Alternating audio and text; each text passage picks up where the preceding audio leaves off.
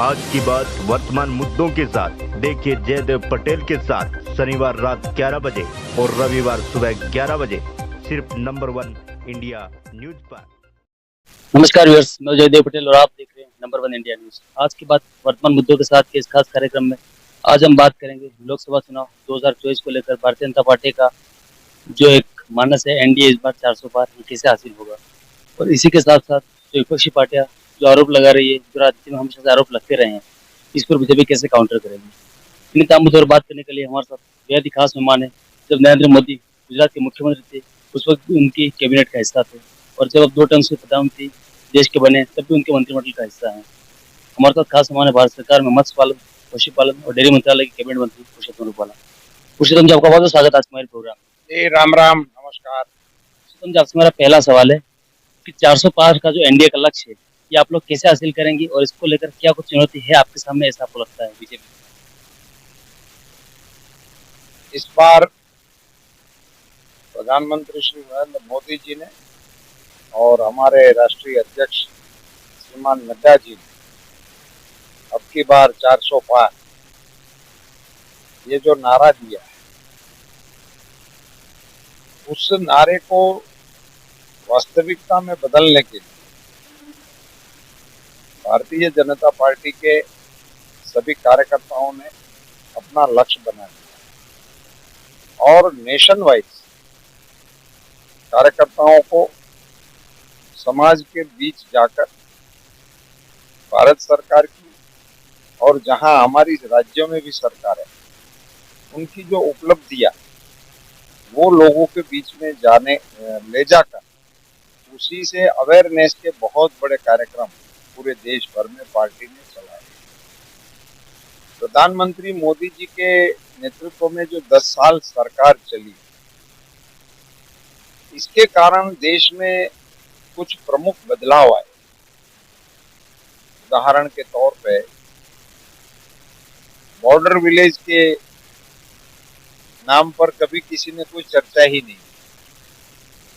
वो गांव या तो उजड़ रहे थे या तो लोग वहां से पलायन करके घर छोड़ रहे हैं। ऐसे संजोगों में प्रधानमंत्री जी ने उसको वाइब्रेंट विलेज नाम की एक स्कीम बनाई।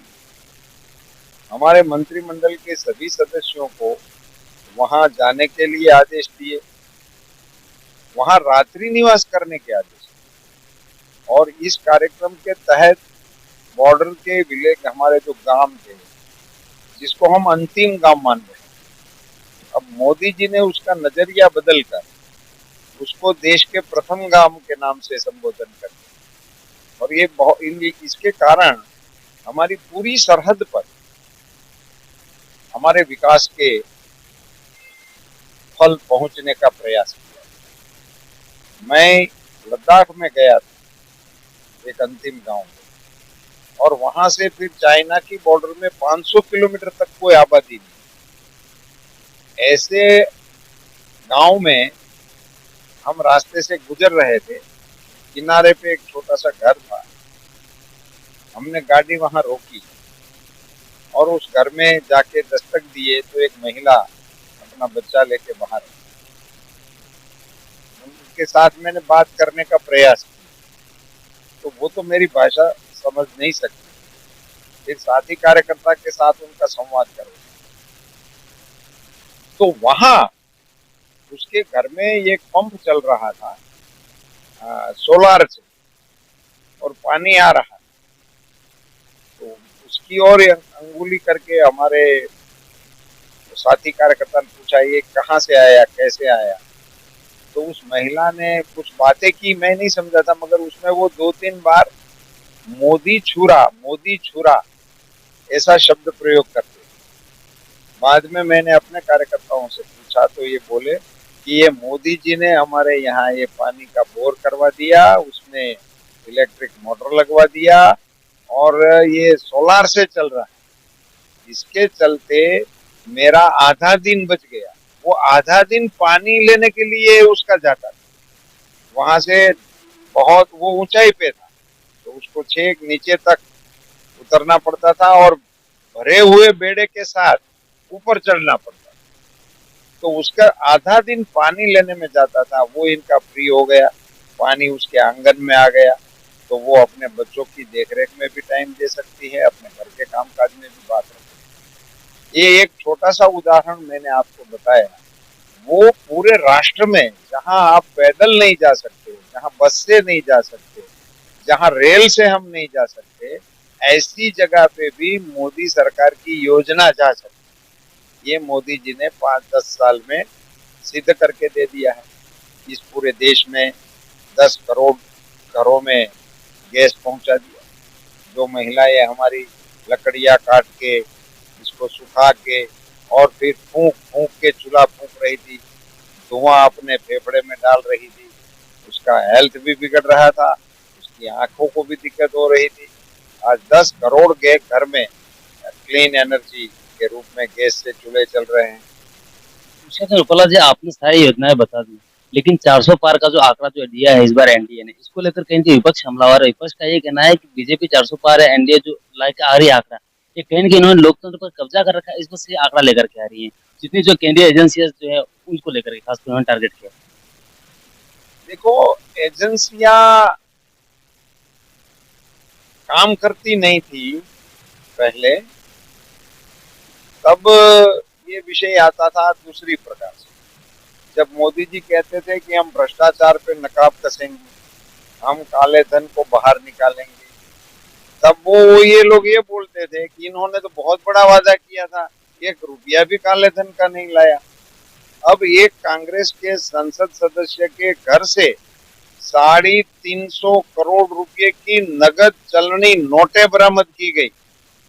18 मशीन थक गए जो कैलकुलेशन के लिए रखे थे, और वहां से लोग वो जीप लेकर गए थे 2-3, उसमें वो रुपये नहीं आ सके, उसके लिए डंपर मंगाने पड़े। भाई इतना माल निकालना है तो बिना एजेंसिया कौन निकालेगा? ये कोई शिक्षकों से निकलने वाला है? गांव का शिक्षक कहेगा कि भाई साहब आपके पास कोई 2 नंबर है तो जमा करा दो, तो ऐसे कोई जमा कराने वाले हैं? तो एजेंसियों को तो लगना है, मगर उनके किए हुए करतूतों को पर्दाफाश करने के लिए और उनकी सजा दिलाने। वो मकसद लोकतंत्र के लिए नहीं है, मगर इनका प्रभाव लोगों पर पड़ रहा है, तो लोग इन सारी बातों से खुश होकर मत भारतीय जनता पार्टी को देंगे और इसके बलबूते पर हम 400 सीट को आंकड़ा पार करेंगे। पुरुषोत्तम रूपाला जी, अगर मैं आपकी मिनिस्ट्री की बात करूं तो 10 सालों में आपकी मिनिस्ट्री का क्या कुछ अचीवमेंट्स रहा, अगर 2-4 मुद्दे पर हम बात करें तो? देखो, मेरी मिनिस्ट्री के बारे में तो मुझे बहुत ही विनम्रता से ये कहना है कि ये प्रधानमंत्री मोदी जी हैं जिन्होंने अपनी दूरंदेशी नजर से इस एरिया को पहचाना। मैं आपको बताऊं, हमारा कोस्टल एरिया जो है वो 8000 किलोमीटर की लेंथ पे है। 3 करोड़ परिवार फिशरमैनों को, वो इसी में इनकी रोजी रोटी का साधन है। हमारा समुद्री जो तट होता है उसमें 12 नॉटिकल माइल के बाद 200 नॉटिकल माइल तक भारत सरकार की हुकूमत है। उनका आप कुल क्षेत्रफल लगाएंगे तो 20 लाख वर्ग किलोमीटर होता है। 20 लाख वर्ग किलोमीटर का एरिया, 8000 किलोमीटर की लैंड, 3 करोड़ परिवारों का इस काम में लगना और 60,000 करोड़ का एक्सपोर्ट जिस कारोबार से होता हो, ऐसे व्यवसाय के लिए मंत्रालय ही नहीं था, तो मोदी जी ने मंत्रालय बनाया। और इसके लिए मैं आज फिशरीज मिनिस्टर के रूप में आपके साथ बात कर रहा हूँ। और मैं आपको सिर्फ एक ही बात बताना चाहूंगा, आजादी से लेकर 2014 तक 60 से ऊपर साल निकल गए, तब तक प्रधानमंत्री मोदी जी बड़ा प्रधान बने उस समय तक भारत सरकार की ओर से कुल खर्च फिशरीज सेक्टर के लिए 3680 करोड़, टोटल खर्च 3680 करोड़ रुपया। ये हमारा मंत्रालय स्वतंत्र बनाया और प्रधानमंत्री जी के दिशा निर्देश पे एक योजना हमने बनाई, प्रधानमंत्री मत्स्य संपदा योजना। अकेली एक योजना का वॉल्यूम 20,000 करोड़। 3,000 करोड़ का ब्लू रिवॉल्यूशन कार्यक्रम चलाया गया। और हमारे कोस्टल बेल्ट में fish landing centre, fish harbour और इसमें जो इंफ्रास्ट्रक्चर लगता है उनमें कई गैप्स थे। उनको पूरा करने के लिए 8,000 करोड़ से ज्यादा का एक कॉर्पस नया फंड बनाया, जिसके जरिए हम इंफ्रास्ट्रक्चर कर सकते। और ये इसकी डिमांड इतनी बढ़ी कि हमारी वित्त मंत्री ने पिछले बजट में ही 6,000 करोड़ की और राशि हमारे विभाग को दिया। ये मैं जितना फिगर बोला ना, इसको एक साथ आप जोड़ दे तो वो 38,000 करोड़ रुपये बनता है। कहा 60 साल में 3,600 करोड़ रुपये, और ये 10 साल में 38,000 करोड़ रुपये इस क्षेत्र को प्रधानमंत्री जी ने लगाया। इससे पूरे क्षेत्र का रिनोवेशन हो रहा है। मत्स्यकारों के बीच में हमारे एक्सपोर्ट को बढ़ाने की हरीफाई चल रही है, और हमारा देश एक्वा कल्चर के अंदर विश्व में दूसरे नंबर पर पहुंच गया। पुरुषोत्तम रूपाला जी, बीजेपी का एक नारा है मोदी है तो मुमकिन है, और उसी के साथ कहीं ना कहीं सिटीजन अमेंडमेंट एक्ट जो है उसको भी केंद्र सरकार ने लागू कर दिया है। तो उसकी टाइमिंग को लेकर एक सवाल खासकर खड़ा किया जा रहा है विपक्ष की तरफ से कि जब 2020 में जब राष्ट्रपति महोदय ने जब इसको पारित कर दिया था, उसको पास कर दिया था, तो फिर 3-4 साल का समय लगा, वो क्यों लगा?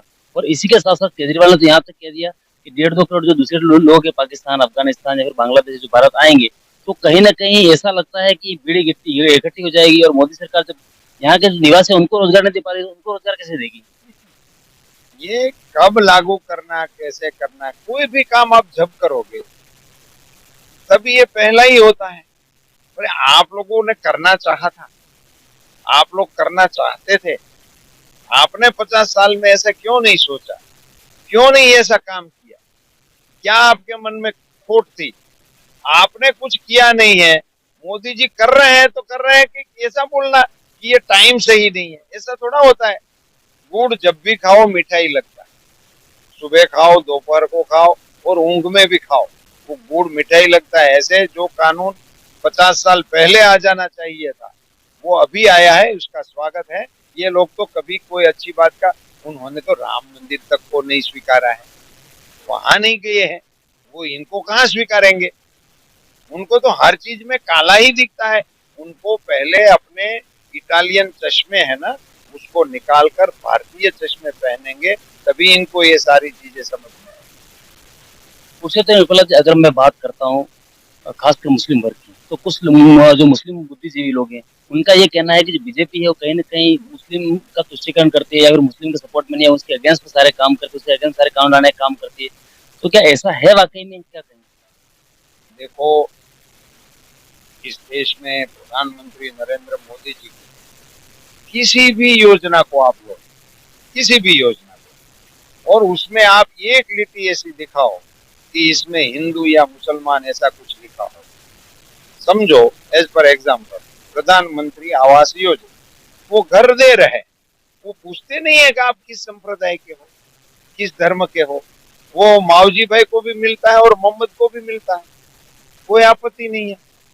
सरपंच को ग्रांट देना, हर पंचायत में ग्रांट देना, तो हमारे देश में कई सरपंच मुस्लिम हैं, कई गांव के गांव मुसलमानों के हैं, तो उस गांव में हम ग्रांट नहीं दे रहे हैं, ऐसा एक भी पंचायत का आप कंप्लेन लेके आओ। तो ऐसा, अगर ऐसा ही होता तो ये जो हमारी मुस्लिम महिलाओं को ये 3 बार तलाक तलाक तलाक बोल के उसकी जिंदगी में जो परेशानी हो रही थी, उसको निकालने का काम तो मोदी जी ने किया। और मोदी जी ने तो ऐसे ऐसे कई अच्छे अच्छे काम इन लोगों के लिए किए हैं जो अगली सरकारों ने कभी सोचा भी नहीं। तो आज एंटरप्रेन्योरशिप की कोई भी आप योजना निकालो तो उसमें वो नहीं पूछते हैं कि खोमचा वाले को लोन देनी है तो वो कौन नाम का है, कौन संप्रदाय का है। मोदी जी की एक भी योजना संप्रदाय धर्म के आधार पर देते ही नहीं है। वो 140 करोड़ भारतीयों के लिए ही योजना बना। पुरुषोत्तम रूपाला जी, 2037 तक विकसित भारत की बात की जा रही है बीजेपी के द्वारा, उसके लिए क्या कुछ प्लान है और ये कैसे हासिल होगा, ऐसा आपको लगता है? देखो, प्रधानमंत्री जी की बहुत ही स्पष्ट कल्पना है। वो इस देश को 4 ज्ञातियों में विभाजित करते हैं। उनका मानना है कि इस देश की सबसे बड़ी जो ज्ञाति है वो युवा है, तो युवा को मजबूत करने का अनेक कार्यक्रम वो अपने आप चला रहे हैं। दूसरी ज्ञाति उन्होंने रखाई मानी है महिला। तो महिलाओं के सशक्तिकरण के लिए उन्होंने कई फैसले लिए जो अभी तक किसी ने सोचे भी नहीं। हमारी सेना में और हमारी लश्करी स्कूल जितनी थी डिफेंस के रिलेटेड, उसमें हम बच्चियों को एडमिशन तक नहीं देते थे। और आज ये मोदी जी ने उसके ऊपर से प्रतिबंध हटा दिए, तो आज हमारी बेटियां फाइटर प्लेन उड़ा रही है। आपने 26 जनवरी के कार्यक्रम देखे होंगे।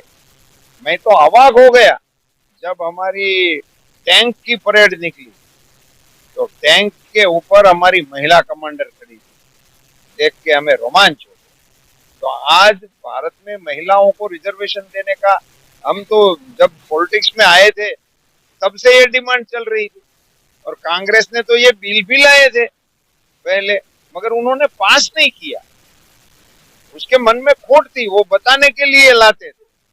मोदी जी ने बिल भी लाया, पास भी किया, और महिलाओं के रिजर्वेशन के लिए विधानसभा और लोकसभा के दरवाजे भी खोल दिए। तो महिलाओं को सशक्त करना है, दूसरी समाज है। तीसरी समाज उनकी है किसान। किसानों को सशक्त करने के लिए उन्होंने कई योजनाएं तो चलाई। मैं आपको एक बताऊं, 20 साल, 25 साल, 30 साल किसी ने श्रीफल फोड़ दिया, यहाँ डैम बनेगा, और बाद में वो श्रीफल भी चला गया, वो पत्थर का भी पता नहीं रहा। 25 साल हो गए, इसका कोई अता पता नहीं है।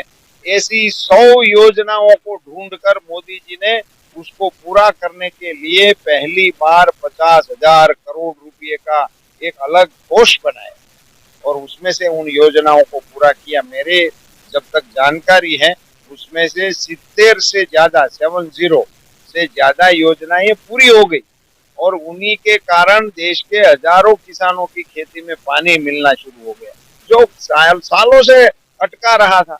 तो ये जो पुरानी नीति थी अटकाने की, लटकाने की, भटकाने की, इसी को समाप्त करके किसानों की मदद करने के लिए मोदी जी ने अथाक प्रयास किए। हम किसान हैं और आप फार्म में बैठे हैं, यहाँ ये ड्रिप इरिगेशन लगी हुई है, ये नई टेक्नोलॉजी है। हम तो उसके जमाने के साक्षी थे जब नए नए मशीन आए थे पानी निकालने के लिए, कोह की बजाय मशीन आए थे, ट्रैक्टर आए थे। आज खेती के लिए ड्रोन आ गया। मैं आपको बताता हूँ, पूरे देश में हमारे गांव की बेटियों को ड्रोन उड़ाने की ट्रेनिंग मुफ्त में दी जाती है, और यदि वो लेना चाहती हैं तो उसको ड्रोन भी फ्री में दिया जाता है, जिसकी कीमत 6-7 लाख रुपए से ज्यादा है। तो आज पूरे देश में हमारी नमो ड्रोन दीदियां तैयार हो रही है। अगले कुछ ही समय में हमारे गाँव में, खेतों में हमारी बेटियां ड्रोन से फर्टिलाइजर देती होगी, ड्रोन से इरिगेशन करती होगी, ड्रोन से जो भी उनको छिड़कना होगा वो सारी वहाँ होती है। नैनो टेक्नोलॉजी आपको पता होना चाहिए, और आपके जरिए मैं देश के किसानों को बताना चाहता हूँ कि आज फर्टिलाइजर में यूरिया, डीएपी, ये हमारे मेन फर्टिलाइजर है। वो जो अब 50 किलो की बैग से काम करते थे, वो नैनो टेक्नोलॉजी की मदद से 50 किलो की बैग का कन्वर्जन 500 ml में हो गया। जो बैग हमें कंधे पे लेकर जाना पड़ता था, वो अब हम जेब में लेकर जा सकते हैं, और ये ड्रोन के माध्यम से हम इनका छिड़काव कर सकते हैं। और इसका हुंडियामण जो हमें अरबों खरबों रुपयों का देना पड़ता था, वो भी नहीं देना पड़ेगा, हमारी मजदूरी भी बच जाएगी। और नैनो टेक्नोलॉजी वाला बनाने वाला, खाद बनाने वाला भारत दुनिया का अकेला देश है। मुझे ये कहते हुए बड़ा गर्व हो रहा है कि आज नैनो टेक्नोलॉजी अमेरिका में नहीं, नैनो टेक्नोलॉजी का डीएपी फ्रांस में नहीं है, जर्मनी में नहीं है, चाइना में नहीं है, मेरे भारत में है। और ये सारे देश हमारे इफ्को के पास लाइन में लगे हुए हैं कि हमें नैनो यूरिया दो। इस प्रकार से एग्रीकल्चर में भारत सरकार के समर्थन के बावजूद हर किसान के अकाउंट में भी 6,000 रुपया हर साल देने का कार्यक्रम चल रहा है। इसके जरिए करीबन 2.5 लाख करोड़ रुपए किसानों के अकाउंट में जमा हो गए। तो इस प्रकार से ये युवा, महिला, किसान और गरीब आज देश के 80 करोड़ लोगों को मुफ्त में अनाज भारत सरकार की ओर से मिल रहा है। उसके घर का चूल्हा जलाने की उनको चिंता न रहे, इसके लिए हमारे संवेदनशील मुख्यमंत्री ने हमारे प्रधानमंत्री जी ने 80 करोड़ लोगों के लिए ये योजना जारी रखी है और अगली 5 साल तक इसकी परमिशन दी है। पुरुषोत्तम रूपाला जी, आपसे मेरा एक आखिरी सवाल है कि आज जो हम कार्यक्रम कर रहे हैं तो हम राजकोट में, और ये आपका कहीं के लोकसभा का आपका एक सीट भी है, ऐसे में क्या कुछ प्राथमिकता रहेगी खासकर राजकोट सीट को लेकर के, और किन मुद्दों के साथ इस बार आप जनता के बीच जाएंगे, और कितनी सीटों से या फिर ये कि कितने वोट से आप जीतने की आपको उम्मीद है? एक तो मैं भविष्यवाणी करने वाला कार्यकर्ता नहीं हूँ। हम बहुत ही अच्छे मार्जिन से ये सीट जीत जाएंगे। हमारे कार्यकर्ताओं के बलबूते पर ये सीट हम जीत जाएंगे और हम कोई और नए मुद्दे लेकर नहीं जाने वाले हैं। हम भारत सरकार ने जो मैंने आपको अगले बताया वही बात हम मतदाताओं के बीच में हम परफॉर्मेंस के आधार पर मतदाताओं से समर्थन मांगे। रूपाला जी, आपने हमारे लिए समय निकाला, उसके लिए आपको बहुत बहुत धन्यवाद। धन्यवाद। राम राम।